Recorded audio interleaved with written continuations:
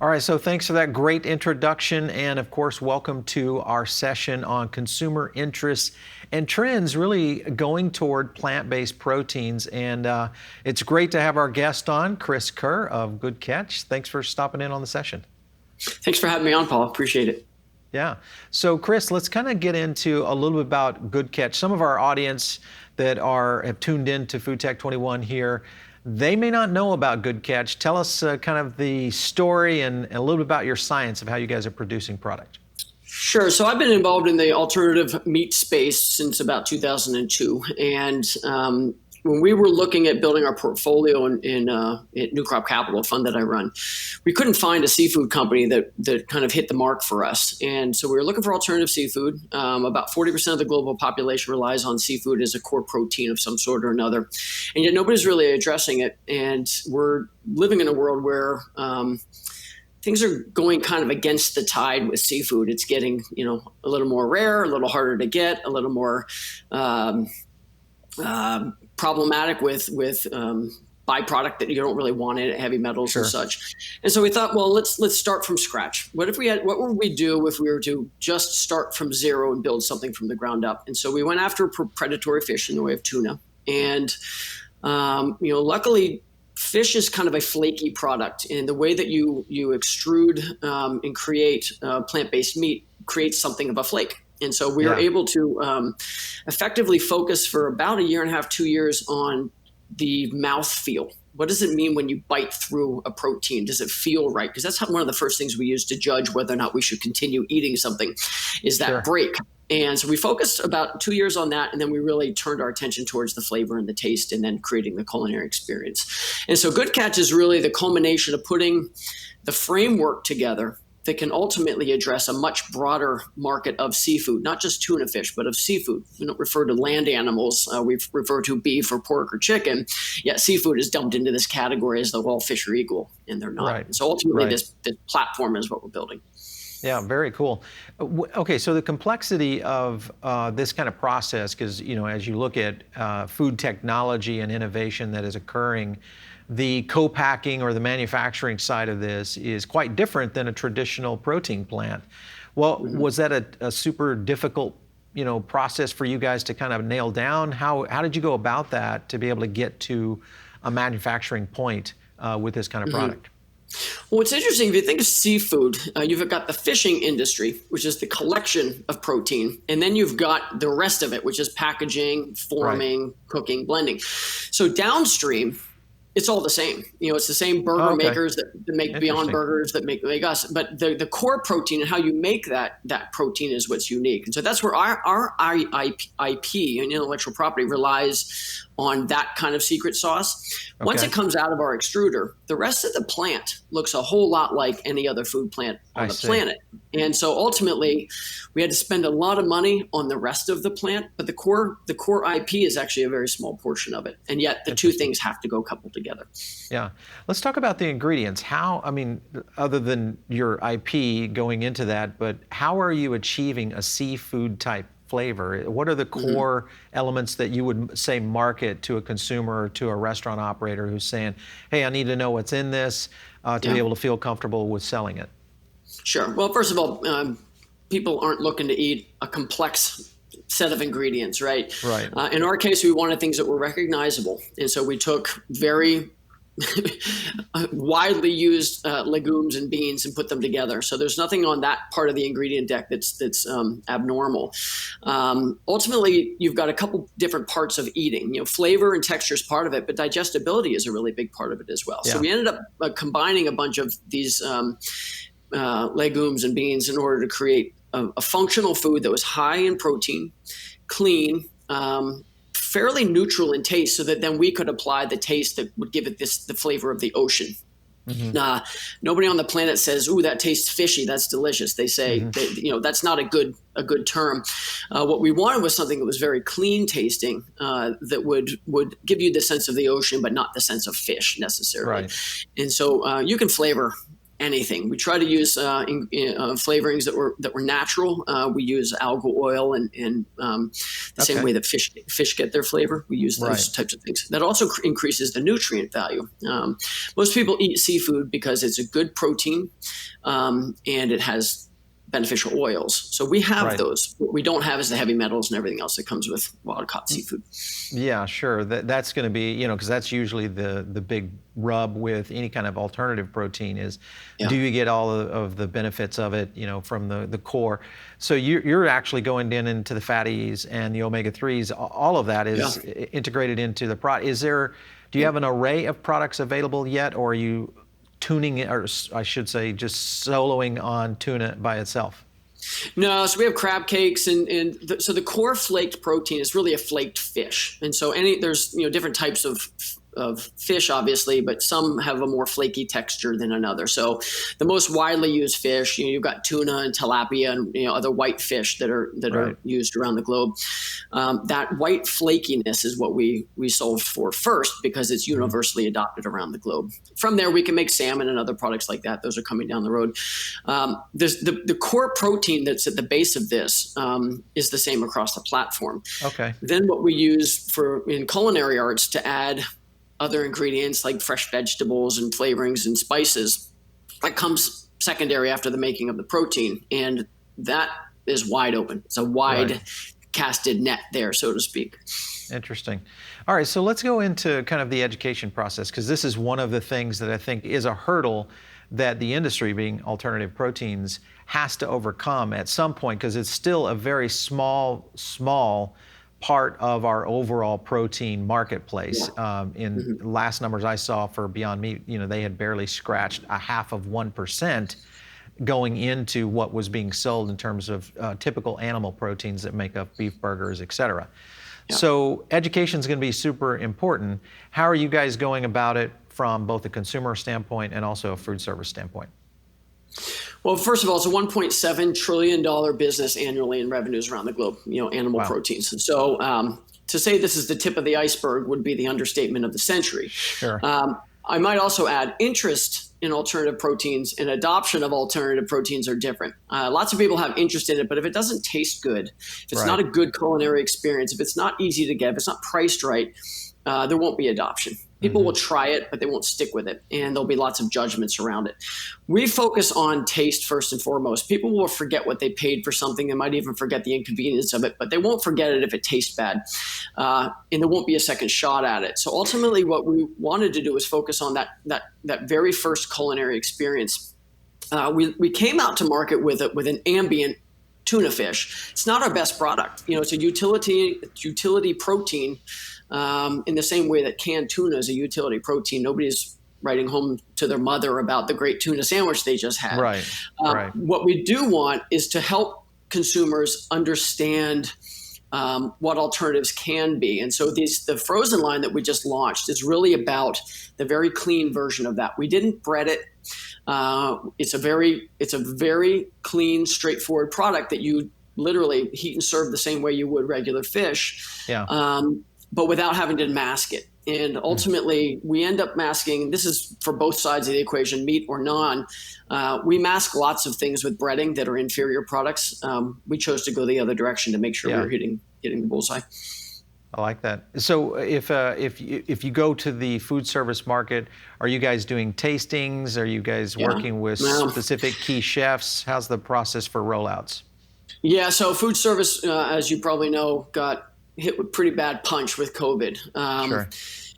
It's finding its way, right? And so right now, takeout is an area. So rather than going to a higher end restaurant, we'd be going towards places where they're doing more robust takeout business. But it's a bit of a longer cycle.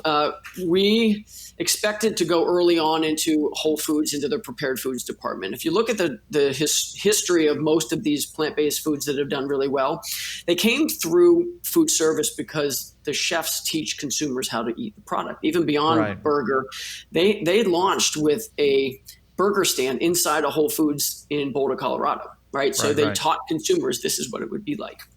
We were hoping for something similar. We will not get that. We do rely on tastings. We do have to have that experience in order to shift people's minds. The good news is that we're not just a burger. Like, you can make dozens of different offerings with our tuna fish, with these proteins. And so whether you're doing a tuna mac and cheese, or you're doing a linguine, or whether you're doing a tuna melt or a burger, there's lots of different ways of applying it. And so what we're trying to do is find different ways of presenting it to consumers in a way that they're familiar with, so that they get an understanding of how they can then take these products and use them at home.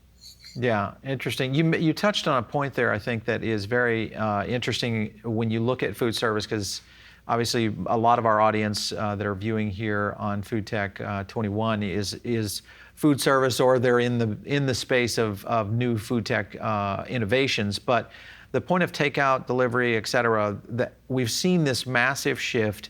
Originally, the industry kind of thought, maybe this is going to kind of stay with us for a little bit. But as the pandemic kind of continues its trek through our country, we've seen pretty much what a lot of operators believe now to be a permanent shift to takeout and delivery. Now, this changes things in a big way for the protein business, because seafood traditionally is almost not a takeout food. And right. When you look at other proteins, like even beef burgers and chicken and things of that nature, they just don't travel as well. Now, unless there's some super innovative packaging that comes onto the marketplace, what I have seen is that, like a Beyond Burger, and I did this test on my own practical and compared the two, because there's a local burger chain here, and I got a beef burger and a plant-based burger. Plant-based burger came over, completely different experience than what I had, and it was about a 20-minute to 30-minute delivery time. What are your thoughts on how this product might be able to transcend into that category? Well, first of all, 85% of fish, as far as the way we think about fresh fish, is consumed inside restaurants. So that's already almost a death knell to that entire sector while this is happening, and that's global. The nice thing about most plant-based foods is they freeze very, very well. And so our ability to freeze products, slack them out, you're right that they tend to travel well. They tend to last a little bit longer. They're arguably to some degree safer when it comes to pathogens. Right. Every product will hold up a little bit differently. And so, we're trying to, on one hand, we're trying to be a one-for-one comparison to the animal proteins. On the other hand, is these things should stand alone on their own as a good experience just in and of themselves. They theoretically could be better than what we're trying to replace. Interesting. We're not directly trying to create a fish burger that's exactly like a fish burger. We're trying to create a really good culinary experience that's a plant-based burger that just happens to taste a little bit like the ocean. Ultimately, you're right. If it doesn't withhold a little bit of logistical moving around, it's going to fail. And consumers are really finicky around that. Particularly if their expectations are expecting to be on par with an animal-based counterpart. So ultimately, we have to fall where the consumer wants us to be, not where we would hope they would be. I would think a marketing push or some awareness, because this is a big, it's a big sticking point on, if you look at a menu and you're looking at takeout or delivery, even if it's coming from a fine dining restaurant. I frequent an Italian restaurant that has unbelievable branzino, but I would never get that to go. I would always eat that in restaurants. So there's got to be some kind of process there to get that consumer educated to the point of, hey, we've got a plant-based fish product that can really be something you can take out and do a delivery piece on it. Do you see chefs maybe or operators kind of maybe using this as a new way to kind of open up their menu and trend more towards getting these plant-based proteins out to the consumers? Well, that was our hope. I mean, ultimately, if you look at the companies that have done well, Beyond Meat, Gardein, Daiya, they started by putting this inside prepared food department at Whole Foods, or inside Bon Appetit Management Company, or a place where the chefs would then demonstrate. Effectively, they become the demonstration modules or kiosks of these new products. We very much wanted that. We're not going to get it. We're not going to get it today. But we very much wanted that because it allows the chefs to personalize these proteins in a way that they that their customers are expecting. And so what they Right. might do in New Orleans or in Thailand versus what they're going to do in New England can be different as long as that protein is the same. Generally speaking, if you give a chef a protein, they know what to do with it for their local market. So you're right.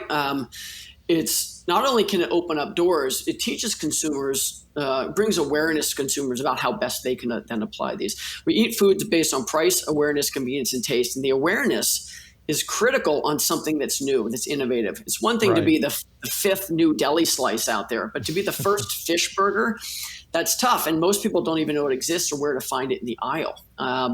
Good Catch, our ambient, shelf-stable plant-based tuna, nobody even really thinks to go to the canned tuna aisle to find it. You have to build that awareness. And so the food service component is really critical about building that. And I might add, it has to end with some sort of delight. All culinary experiences should have delight in there. They shouldn't be serving up different layers of disappointment. We're trying to avoid that. So ultimately, you want that experience to be really good. Leave it up to consumers in general. It won't hit the mark that maybe a chef can hit. And so ultimately, food service, arguably, in my opinion, food service is the most critical part about bringing plant-based offerings across the board to consumers to get them to understand. Yeah, I agree. I mean, we looked at and studied Beyond Meat for years, and their pull-through methodology of being able to place these products inside key restaurant operations, which then led to some chain penetration. Impossible is kind of on the same track, if you look at what's happening over there. And I think there will be some cellular agriculture companies, whether it's a Memphis Meats or those kind of companies, that start bringing that through into these chefs and or these small chains that can get you that brand awareness, can get you that menu placement. It's kind of like with a Whole Foods, getting on that corner aisle for the tasting, being able to get that end cap and be able to do your tasting on a Saturday morning. Those are the best ways, at least when I go look at Whole Foods, that's usually where I'm trying new products that I've never seen or heard of before. If you can get into the hot bar at Whole Foods, Whole Foods has probably been the single biggest incubator of new products around the globe. And our entire industry in this sector owes a debt of gratitude to Whole Foods for being willing to bring some of these products to market and take a little bit of a risk. And luckily, the other part of that is the early adopters that were willing to embrace it and try it and talk about it. And ultimately, most of these companies' success rely on those early adopters. Yeah. So, as a food tech innovator, you guys, there's probably about, I would say, at least the companies that we're looking at in the hundreds, multi-hundreds of new innovators in either alternative proteins, different kinds of beverages, products. The array is mind-boggling. Yeah. But as you look at the commercialization and kind of the track of these companies like yourself, moving into food service, going into specialty food, maybe these takeout package product stores that I think eventually will start popping up like the Amazon Go's of the world. Where do you think the biggest opportunity is for companies like you? Well, you create economic value with brand awareness. So if what you're looking for is an exit, you need a brand that's really, really well known. That's the Beyond Burger, Beyond Meat. Right. There's lots of ways of making a good living just in production, co-manufacturing alone. There's an infrastructure that's been built over 7,000 years or so around animal proteins that doesn't exist for plants yet. Yeah. So that infrastructure is going to be built over the next decade or two, and it's just getting started now. Luckily, major strategic players are participating in that, and they're building factories and they're building throughput. Right now, production can't keep up with consumer demand, but the consumer demand will wane if the products don't get better and better. So there's this innovation cycle that has to happen in line with consumer awareness and with production capacity. We watched Beyond Meat launch its burger, and then very quickly wasn't able to keep up with demand, particularly in the international space. Yep. I'll either be heralded or vilified for building the factory that we built for Good Catch, because it was a really big gamble. But the one thing I knew for sure, if nobody eats plant-based tuna fish, they're going to eat plant-based proteins. And any plant-based protein factory can make any type of plant-based protein. And so we knew that was a pretty good gamble. That being said, if we want to build value, it's really around the brand and building some loyalty around that. And so ultimately, we're trying to trying to thread that needle as best we can, keep our factories running, build our brand. Right. So if you were to rank the categories of grocery retail, specialty food, and then food service, would you say they're all equally important? Do you feel like there's one that could fall ahead of the pack in terms of importance for a product like yours? Well, so this came before the pandemic hit, but I'm a risk mitigator, so I always like to know what are your various market entry plans, retail, food service, or industrial ingredient. And if you can have more than one of those things, that would be smart. Now, enter COVID-19, and you can see the implications of that. Even Impossible was heavily weighted towards food service, where Beyond Meat had almost a perfect blend between food service and retail. So I like to see all of those at once. If you want to build a brand, it's best to focus on retail, but food service builds awareness. And so those two things arguably have to rise at the same time.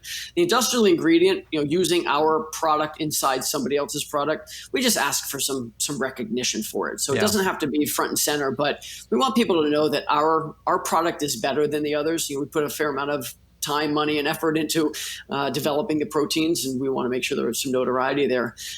What is new, though, is the co-branding of specific ingredients like a Beyond Meat, like a Good Catch with the retailers has proven to be wildly successful. Okay. I don't think 10 years ago you would go into any restaurant and they'd be highlighting that they're using a Cargill beef, because it's too much of a commodity. Today we can drive traffic into stores that otherwise people weren't walking into. I remember when Beyond Meat launched in TGI Fridays, I'm driving up to the Adirondacks and there was a TGI Fridays. I hadn't been into a TGI Fridays in 15 years, 20 years, and I pulled in, I got myself a Beyond Burger. Normally I'd walk right through that, go right through that parking lot. Today that drives new entrants. And I think that's pretty critical for every food service supplier out there to have something on the menu that can attract demographics that they're unaware of as far as them not walking through the door in the first place. Yeah. Well, I definitely agree. I think you're dead on. If you are a startup food tech innovator right now, you've got to be able to blend the complexity of where the food service industry is, obviously during COVID, because I think if you've got a product that travels, you've really got to leverage down on the to-go and take-out angle. But to get that pull-through is going to be very critical, but at the same time being able to implement and penetrate into the retail sector. We got a few minutes left here, and I want to get another question in on the topic of a startup, a company. You're kind of still in the incubator, early growth stage company phase. If you're talking to founders and other companies that are out there right now in the midst of trying to create or innovate a new food tech implementation, whether it's in the protein sector or others, what are some of the pitfalls that you would say, hey, you need to watch out for this? Well, first of all, if you don't know where you're going, any road will get you there. So know where you're going. Like try to make sure you understand the market that you're addressing. Becoming just a little bit better ice cream or a little bit better milk means you're really going to be spending a lot of money on marketing. So if your strength is in marketing, great, use that. But really understand your strengths. If you're not strong in an area, but your entire business plan is relying on strength in that area, you better pick the right partners and pick the right investors. Not all money is equal. We surrounded ourselves with investors in Good Catch that not only are they all over the globe, but they bring a strategic set of tools that we couldn't get on our own. So it's definitely worthwhile to create a big tent when you can. As best as possible, in my world, I rely on the strategics more than I rely on venture capitalists, as an example. We're a venture capital fund as well, but ultimately, who I bring to the table are those who de-risk my broader portfolio. And Good Catch, if you look at the investors we have, it's them who make this investment work. It's them who will make this company successful. And it's them who will make the company a global brand. Yeah. I like your take on that because strategy and strategic partners is one of the things if you're a startup, even like our own network here, we've built our business on through strategic partnerships, and those seem to be the ones that pay off much more than investors who are typically just dropping dollars in there and looking for a fiduciary return, and it doesn't necessarily go into where you are looking for your roadmap on a very long-term basis, which is you're going to need to know the people that kind of know the people. So that's right. And if you're values driven, you got to stick with your values. One thing that I learned pretty early on was early adopters will back you and they will support you. They'll pay a premium. They'll go the extra distance. But if you violate their principles, they'll come back with a vengeance. And quite frankly, it hurts your brand if you start cutting corners. And so, if you've got a values-based company, stick with the values, write them down, make sure everybody knows, and stick to them. Yeah. I love that. That's a great tip. I think that's a great tip for any business out there, whether you're a restaurant business, a food tech startup. When you look at really honing in on what you're good at or what your mission is really kind of staying true to that for both your audience and your customer down the road. But eventually, kind of like you mentioned, is your core investors or your core partners, which usually are the ones that kind of signed up with you when that was the bill of goods that you were kind of offering to the industry. So definitely a good one. That's right. Last thing, good catch, future, where do you see this going in the next year for you guys? Well, we want to continue our innovation. So we're building an innovation lab in Vancouver. Without innovation, you'll die. And so innovator die definitely fits the bill. We have a new CEO who has now come on board. We just announced her last week, Christine May.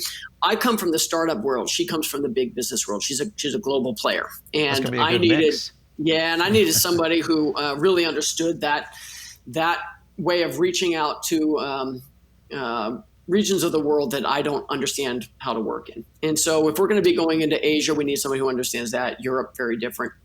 So she brings that kind of global mindset. She's also an engineer by trade. I'm a big thinker and I'm not into details. She's big into the details. So between the two of us, it's a really good partnership. Cool. What we see with food service in question, we see export coming into the picture faster. Interesting.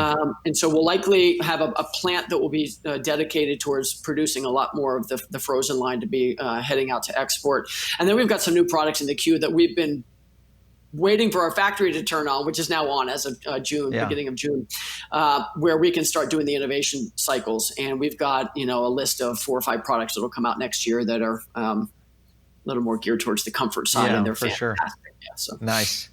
Well, Chris, I could ask 100 more questions. I really want to get you back on because I'm interested in kind of this whole area around plant-based and what its future is with the limited production issues that we're having right now. And you even mentioned it, the scalability of being able to get to that level of feeding, the numbers we're talking about, and then also the international impact that's going to be hitting the industry. I think that's a big deal for these, these countries that are just now entering into the space of where proteins, other than plant-based proteins, are a big thing. It's like a luxury almost for many of them. So we're going to have to get you back on to talk about that for sure. Hey, I wanted to thank you for stopping in on the session today.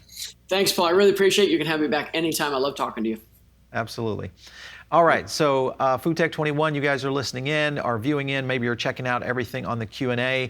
Thank you so much for your participation. And of course, just stay tuned right here. We're going to continue our coverage here on FoodTech21, and we'll catch you soon.